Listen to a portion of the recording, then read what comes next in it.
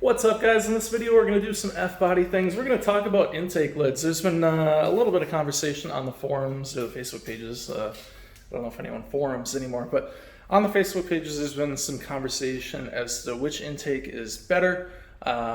Which ones are obviously the price and cost goes into effect, functionality and overall performance. So I want to discuss a few of those things here. I'm going to give you information that I have found. I'm going to tell you how I feel, but I guess make your own opinion on these. And this is just meant to be informative, not necessarily to change anyone's opinions. So if we look over here, messy day again. We have our SLP lid, which I had when I bought the car. This one's been painted, but on the inside it is all smooth, nothing there. Of course, we have the factory ram air intake here. That one has little grooves in it, bellows, or whatever you want to call it, to reduce the noise, along with these little wings on the side, just to reduce intake noise. You can see, if you compare the two, overall design is pretty similar, but I would imagine there are some discrepancies with the flow, being that this does have the little baffles in there, or the little fins, and then it has these wings on here that's also being used, I believe, to make it quieter. Take a look here. This is our factory ram air. This is the high-rise model. So this, I believe, is about almost twice as high as the non-ram air inlet. And then I just have there's a K&N filter on there that has changed colors. One thing I had heard a lot of people saying is that these vehicles are bottom feeders for air. From the factory, they actually are not.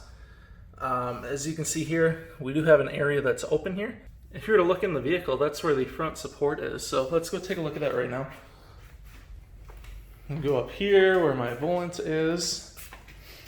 So that just sits right here. So you have that front support there. So there's actually no air coming in from the factory stock. But that being said, it does give you some availability to cut that out, and you can definitely create some more airflow there. Which brings me to another topic. If you use the SLP intake and you want to add something like the SLP ram air, which grabs air from under the radiator, that's the best way to make power as far as I've seen.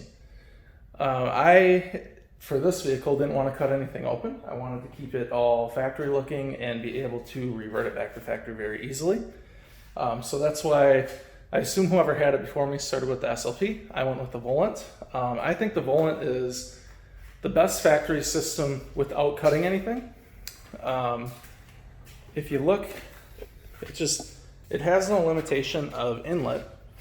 The only limitation is obviously going to be that right there. And then you also have air coming in under through here. And then on top of that, if we look in there, you can't even see directly in there because the hood is baffled. So it's not, the ram air isn't direct ram air, but to me, this is more of a wide open inlet. So you're getting that extra power or that extra airflow, maybe or maybe not resulting in extra power. I had read on LS1.com that somebody had made about 6 wheel horsepower more than the SLP lid going with the Volant. So that's what made me decide. Some people don't like the look. I kind of like the look. But I have a lid if I ever decide to go back. So yeah, going back to this, if you wanted to make it a ram air, you simply cut here and just cut that out. I could probably cut out the center brace too. I don't know if people are doing that. And then someone by the name of Chris1313 on the forums and SLP actually make a ram air kit that you can add in addition to either one of these, the SLP or the factory intake. And what that does essentially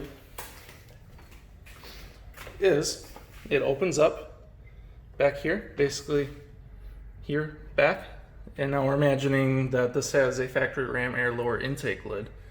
It opens it up and it's going to put a ram air down in front. It's kind of hard to see, but down in front of the radiator here. So you're grabbing all fresh air. That is no doubt the best way to make power on these cars for an intake.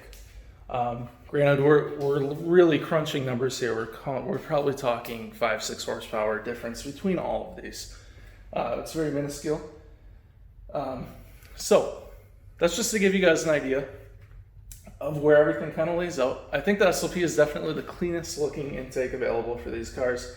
That's not counting, I think there's like a clear lid out there. That's a little more rare, but it is a thing. But just the overall clean look, I think the SLP looks better than the Volant. I went with the Volant because it's said to make more power.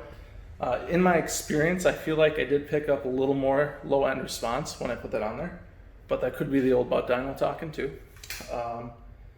If you want to make the most horsepower just going NA and you want to do with what you have, definitely cut out that lower section of the factory lid, and you could do that with or without that ram air. I think it'll bring you power either way.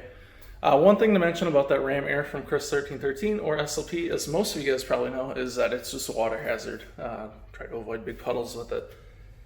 So yeah, that's kind of it. I didn't want to persuade anyone in this video. I just wanted to put out a little bit of what I found the last few days, because I know there's kind of limited information on intakes. I don't want to say limited, but there's limited videos out there on intakes comparing the three. So hopefully this helps you. If you have any questions, definitely make your own choice. Like I said, I like the Volant. I think SLP is a quality option as well. Let me know what you like in the description below. Let me know why you like it. And yeah, that's it. Thanks for watching, guys. And I'll see you in the next video.